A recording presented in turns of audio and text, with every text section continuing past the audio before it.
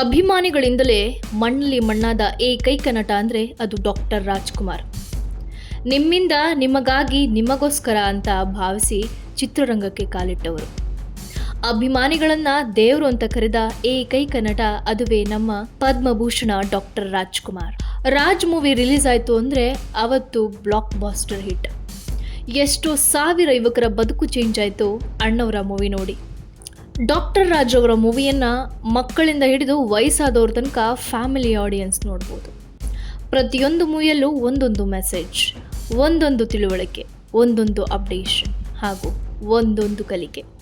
ಇಂತಹ ರಾಜ್ ಮೇರು ಪರ್ವತದಂತೆ ಬೆಳೆತಿದ್ದ ಕಾಲ ಅದು. ಇವರ ಹೆಸರಿಗೆ ತಳುಕು ಹಾಕೊಂಡಿದ್ದು ಮತ್ತೊಂದು ಹೆಣ್ಣಿನ ಹೆಸರು, ಅದುವೇ ಲೀಲಾವತಿ. ಲೀಲಾವತಿ ಹಾಗೂ ವಿನೋದ್ ರಾಜ್ ಅವರು ಯಾವುದೇ ಇಂಟರ್ವ್ಯೂ ಅಟೆಂಡ್ ಮಾಡಿದಾಗ ನಿಮ್ಮ ತಂದೆ ಯಾರು ಅಂದರೆ ಅವರು ಮೌನಕ್ಕೆ ಜಾರ್ತಿದ್ರು.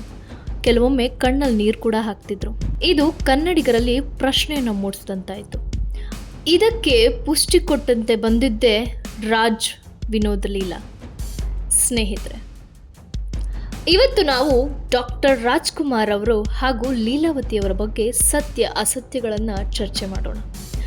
ಎಲ್ಲರಿಗೂ ನಮಸ್ಕಾರ. ವಿಚಿತ್ರ ಡೈರಿ ಯೂಟ್ಯೂಬ್ ಚಾನೆಲ್ಗೆ ಸ್ವಾಗತ. ನಾನು ಚಿತ್ರಾ ವೆಂಕಟೇಶ್. ಅಂದು ಕನ್ನಡಿಗರು ಶಾಂತ ಸ್ವರೂಪದವರು ಅಂತ ಇಡೀ ಜಗತ್ತು ತಿಳಿದಿತ್ತು. ಆದರೆ ಅಣ್ಣವರು ಗೋಕಾಕ್ ಚಳುವಳಿಗೆ ಕಾಲಿಟ್ಟ ಕೂಡಲೇ ಅದು ಮಹಾ ಯುದ್ಧವೇ ಆಗುವಂತೆ ಗೆಲುವು ಸಿಕ್ತು. ರಾಜ್ರನ್ನ ದೇವರಂತೆ ಪೂಜಿಸುವ ವ್ಯಕ್ತಿಗಳು ಇವತ್ತಿಗೂ ಇದ್ದಾರೆ. ಎಷ್ಟೋ ಹೋಟೆಲ್, ಎಷ್ಟೋ ಮನೆಗಳಲ್ಲಿ ರಾಜ್ರವರ ಫೋಟೋ ನೋಡ್ಬೋದು. ಕನ್ನಡ ಚಿತ್ರರಂಗಕ್ಕೆ ಅವರ ಕೊಡುಗೆ ಅಜರಾಮರ. ಇಂತಹ ರಾಜ್ರವರ ಬದುಕಿಗೆ ಲೀಲಾ ಅವರ ಹೆಸರು ಯಾಕೆ, ಹೇಗೆ, ಎಲ್ಲಿಂದ ಬಂತು ಅಂತ ಈಗ ನಿಮ್ಮ ಮುಂದೆ ಚರ್ಚಿಸ್ತೇನೆ. ಅದು 1962 ಸಂತ ತುಕಾರಾಮ್ ಶೂಟಿಂಗ್ ನಡೀತಾ ಇತ್ತು. ಹುಬ್ಬಳ್ಳಿಯಲ್ಲಿ ಶೂಟಿಂಗ್ ನಡೀತಿದ್ದ ಕಾರಣ ರಾಜ್ರವರು ಅಲ್ಲೇ ಉಳಿಬೇಕಾಗತ್ತೆ. ಇದೇ ಸಂದರ್ಭದಲ್ಲಿ ರಾಜ್ರವರ ಜೊತೆ ನಾನು ಕೂಡ ಒಂದೇ ಕೋಣೆಯಲ್ಲಿ ತಂಗಿದ್ದೆ ಅಂತ ಹೇಳ್ತಾರೆ ಲೀಲಾವತಿಯವರು. ಸ್ನೇಹಿತರೆ, ನೆನ್ಪಿಟ್ಕೊಳ್ಳಿ, ಆ ಇಸವಿ 1962. ಈಗ ವಿನೋದ್ ರಾಜ್ ಹುಟ್ಟಿಗೆ ಬರೋಣ. ವಿನೋದ್ ರಾಜ್ರವರು ಹುಟ್ಟಿದ್ದು 1967, ಅಂದರೆ ಬರೋಬ್ಬರಿ 5 ವರ್ಷದ ಗ್ಯಾಪ್. ಕನ್ನಡಿಗರ ಮನಸ್ಸಲ್ಲಿ ಗೊಂದಲ ಸೃಷ್ಟಿಯಾಗಿದ್ದು ಯಾವಾಗ ಗೊತ್ತಾ? ಕೆಲವು ಫೋಟೋಗಳು ಹಾಗೂ ಪತ್ರಗಳಿವೆ ಅಂತ ಮಾಧ್ಯಮಗಳಲ್ಲಿ ಹೇಳಿದಾಗ. ಲೀಲಾವತಿ ವಿನೋದ್ಗೆ ರಾಜ್ ಅಂತ ಹೆಸರು ಯಾಕೆ ಸೇರಿಸಿದ್ರು?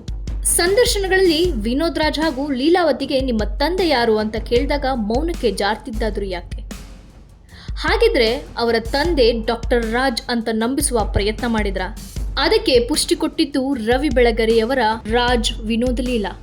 ಸ್ನೇಹಿತರೆ, ನೀವು ಆ ಪುಸ್ತಕದ ಮುಖಪುಟವನ್ನ ನೋಡ್ಬೋದು. ಆ ಮುಖಪುಟವೇ ಹೇಳುತ್ತೆ ಬುಕ್ಕಿನ ಸಾರಾಂಶ. ಅದುವೇ ಡಾಕ್ಟರ್ ರಾಜ್ ಹಾಗೂ ಲೀಲಾವತಿ ಒಂದು ಮಗುವನ್ನ ಇಟ್ಕೊಂಡು ತಗೊಂಡಿರೋ ಫೋಟೋ. ಹಲವಾರು ಜನ ಇವತ್ತಿಗೂ ಹೇಳ್ತಾರೆ ಅದು ಫೋಟೋಶಾಪ್. ಅಣ್ಣವರು ಹಾಗೂ ಲೀಲಾವತಿ ವಿನೋದ್ ರಾಜ್ ಹುಟ್ಟುವ ಮೊದಲೇ ಮಾತು ಬಿಟ್ಟಿದ್ರು. ಅಂದರೆ ನಾನು ಆಗಲೇ ಹೇಳಿದಂತೆ 1962ರಲ್ಲಿ ಡಾಕ್ಟರ್ ರಾಜ್ ಹಾಗೂ ಲೀಲಾವತಿಗೆ ಮಾತುಕಟ್ಟಾಗಿತ್ತು. 1967ರಲ್ಲಿ ಜನಿಸಿದ್ದೇ ವಿನೋದ್ ರಾಜ್. ಕನ್ಫ್ಯೂಷನ್ ಸ್ಟಾರ್ಟ್ ಆಗಿದ್ದೇ ಆ ವಿನೋದ್ ರಾಜ್ ಎಂಬ ಹೆಸರಿನಿಂದ. ದಾಖಲೆಗಳನ್ನ ನೋಡ್ತಾ ಹೋದ್ರೆ ಲೀಲಾವತಿಯವರ ಎಲ್ಲ ದಾಖಲೆಗಳಲ್ಲಿ ವೈಫ್ ಆಫ್ ಮಹಾಲಿಂಗ ಭಾಗವತರಂತ ಇದೆ. ಲೀಲಾವತಿಯವರು ನೇರವಾಗಿ ಡಾಕ್ಟರ್ ರಾಜ್ ಅವರಿಂದಲೇ ವಿನೋದ್ ರಾಜ್ ಹುಟ್ಟಿದ್ರು ಅಂತ ಹೇಳದೇ ಇದ್ರೂ ಕೂಡ ರವಿ ಬೆಳಗೆರೆಯವರು ಬರೆದಿದ್ದ ಆ ಪುಸ್ತಕ ಸಾರಿ ಸಾರಿ ಹೇಳ್ತಿದೆ ವಿನೋದ್ ರಾಜ್ಗೂ ಡಾಕ್ಟರ್ ರಾಜ್ಕುಮಾರ್ಗೂ ಸಂಬಂಧ ಇದೆ. ಹಾಗಿದ್ರೆ ಲೀಲಾವತಿಯವರು ಅವರ ಡಾಕ್ಯುಮೆಂಟ್ ಎಲ್ಲಕ್ಕೆ ವೈಫ್ ಆಫ್ ಮಹಾಲಿಂಗ ಭಾಗವತರಂತ ಕೊಡ್ತಾರೆ. ಅವರ ಆಸ್ತಿ ಪತ್ರಗಳಲ್ಲಿ, ಆಧಾರ್ ಕಾರ್ಡ್ಗಳಲ್ಲಿ ಇವತ್ತಿಗೂ ಕೂಡ ವೈಫ್ ಆಫ್ ಮಹಾಲಿಂಗ ಭಾಗವತರಿದೆ. ಇನ್ನು ವಿನೋದ್ ರಾಜ್ ಅವರ ಬಗ್ಗೆ ಮಾತಾಡೋಣ. ಇಷ್ಟು ವರ್ಷಗಳು ಅವರಿಗೆ ಮದುವೆ ಆಗಿದೆಯಾ ಅನ್ನೋ ಪ್ರಶ್ನೆಗೆ ಅಮ್ಮ ಮಗ ಇಬ್ಬರು ಮೌನಕ್ಕೆ ಶರಣಾಗ್ತಿದ್ರು. ಯಾಕೆ? ವಿನೋದ್ ರವರ ಮದುವೆಯನ್ನ ಕುಲ್ಲಂಕುಲ್ಲವಾಗಿ ಕನ್ನಡಿಗರಿಗೆ ತೋರಿಸಿದೆ ಪ್ರಕಾಶ್ ರಾಜ್ ಬೇಗೂರು. ಇಷ್ಟು ವರ್ಷ ಕನ್ನಡಿಗರು ನಂಬಿದ್ದು ತಾಯಿಯ ಸೇವೆಗಾಗಿ ವಿನೋದ್ ರಾಜ್ ಮದುವೆಯಾಗಿಲ್ಲ ಅಂತಲೇ. ಅವರು ಯಾವುದೇ ವಿಷಯ ಬಗ್ಗೆ ಕ್ಲಾರಿಟಿ ಕೊಟ್ಟಿರಲಿಲ್ಲ. ವಿನೋದ್ ರಾಜ್ ಮದುವೆ ಬಗ್ಗೆ ಮಾತಾಡ್ತಿದ್ರೆ ತಾಯಿ ಮಗ ಇಬ್ರು ಮೌನಕ್ಕೆ ಶರಣಾಗ್ತಿದ್ರು. ಇದಕ್ಕೆ ಕಾರಣ ಏನು? ಹಾಗಿದ್ರೆ ಇಷ್ಟು ವರ್ಷ ವಿನೋದ್ ರಾಜ್ ತನ್ನ ಮದುವೆಯನ್ನ ಸೀಕ್ರೆಟ್ ಆಗಿ ಕಾಪಾಡ್ಕೊಂಡಿದ್ದಕ್ಕೆ? ತನ್ನ ಮಗನಿಗೆ ಮದುವೆಯಾಗಿದ್ಯಾ ಅಂತ ಕೇಳೋ ಪ್ರಶ್ನೆಗೆ ಲೀಲಾವತಿ ಉತ್ತರ ಕೊಡ್ತಾ ಇದ್ದಿದ್ಯಾಕೆ? ತನ್ನ ತಂದೆ ಯಾರು ಅಂದಾಗ ಮಾಧ್ಯಮಗಳಲ್ಲಿ ಅತ್ತಿದ್ಯಾಕೆ? ತನಗೆ ಮದುವೆಯಾಗಿದ್ದ ಸತ್ಯವನ್ನ ಮುಚ್ಚಿಡುವಂತ ಪ್ರಮೇಯವಾದರೂ ಏನಿತ್ತು? ಡಾಕ್ಯುಮೆಂಟ್ಗಳಲ್ಲಿ ಸನ್ ಆಫ್ ಮಹಾಲಿಂಗ ಭಾಗವತರಂತ ತೋರಿಸಿದ್ಯಾಕೆ? ವೈಫ್ ಆಫ್ ಮಹಾಲಿಂಗ ಭಾಗವತರಂತ ತೋರಿಸಿದ್ದ ಲೀಲಾವತಿ ರವಿ ಬೆಳಗೆರೆಯವರಿಗೆ ಕೊಟ್ಟ ಪತ್ರಗಳು ಮತ್ತೆ ಫೋಟೋಗಳು ಅಸಲಿಯದ್ದ? ಹೌದು ಸ್ನೇಹಿತರೆ, ಹೀಗೆ ಲೀಲಾವತಿಯವರು ಕನ್ನಡಿಗರನ್ನ ದಿಕ್ಕು ತಪ್ಪಿಸ್ತಾನೆ ಹೋದ್ರು. ಯಾವುದಕ್ಕೂ ಕ್ಲಾರಿಟಿ ಕೊಡಲಿಲ್ಲ, ಎಲ್ಲದಕ್ಕೂ ಒಂದು ಪ್ರಶ್ನಾರ್ಥಕ ಚಿಹ್ನೆ. ಡಾಕ್ಟರ್ ರಾಜ್ಕುಮಾರ್ ಹಾಗೂ ಪಾರ್ವತಮ್ಮನವರ ಬಗ್ಗೆ ಎಲ್ಲಿಯೂ ಅವರು ಕೆಟ್ಟದಾಗಿ ಹೇಳಲಿಲ್ಲ. ಆದರೆ ಡಾಕ್ಟರ್ ರಾಜ್ ವಿನೋದ್ ರಾಜ್ ಅವರ ತಂದೆ ಅಂತ ಕೇಳಿದ ಪ್ರಶ್ನೆಗೆ ಸರಿಯಾದ ಉತ್ತರ ಕೂಡ ಕೊಡಲಿಲ್ಲ. ಇದಕ್ಕೆಲ್ಲ ತೆರೆ ಎಳೆದಿದ್ದೇ ಪ್ರಕಾಶ್ ರಾಜ್ ಬೇಗೂರು. ನೇರವಾಗಿ ಅವರು ಪತ್ರಿಕೆಗಳಿಗೆ ಹೇಳಿಕೆ ಕೊಟ್ಟರು. ಅದೊಂದು ದಿನ ಅಣ್ಣ ಟಿವಿ ನೋಡ್ತಾ ಕೂತಿದ್ರು. ಅವರ ಬಳಿ ಹೋಗಿ, ಅಣ್ಣ, ಲೀಲಾವತಿಯವರು ನೇರವಾಗಿ ನೀವು ವಿನೋದ್ ರಾಜ್ ಅವರ ತಂದೆ ಅಂತ ಹೇಳ್ತಾರೆ, ಜನಕ್ಕೂ ಇದಕ್ಕೆ ಕ್ಲಾರಿಟಿ ಬೇಕಣ್ಣ, ಇದು ಯಾಕೆ ಹಿಂಗಾಗ್ತಿದೆ, ಇದರ ಸತ್ಯ ಏನು ಅಂತ ಕೇಳಿದಾಗ ಡಾಕ್ಟರ್ ರಾಜ್ ಅವರು ಸೈಲೆಂಟ್ ಆಗ್ತಾರಂತೆ. ತಾನು ಈ ಪ್ರಶ್ನೆಯನ್ನು ಕೇಳಿ ತಪ್ಪು ಮಾಡಿದ್ನ ಅಂತ ಒಂದು ಸೆಕೆಂಡ್ ಗಾಬರಿ ಆಗ್ತಾರೆ ಪ್ರಕಾಶ್ ಬೇಗೂರವರು. ಕೆಲವು ನಿಮಿಷಗಳ ನಂತರ ಆ ಸಿನಿಮಾ ಮುಗಿಯುತ್ತೆ. ಡಾಕ್ಟರ್ ರಾಜ್ ಪ್ರಕಾಶ್ ಬೇಗೂರವ್ರಿಗೆ ಹೇಳ್ತಾರೆ, ನನ್ನದಲ್ಲ ಆ ಮಗು ಅಂತ.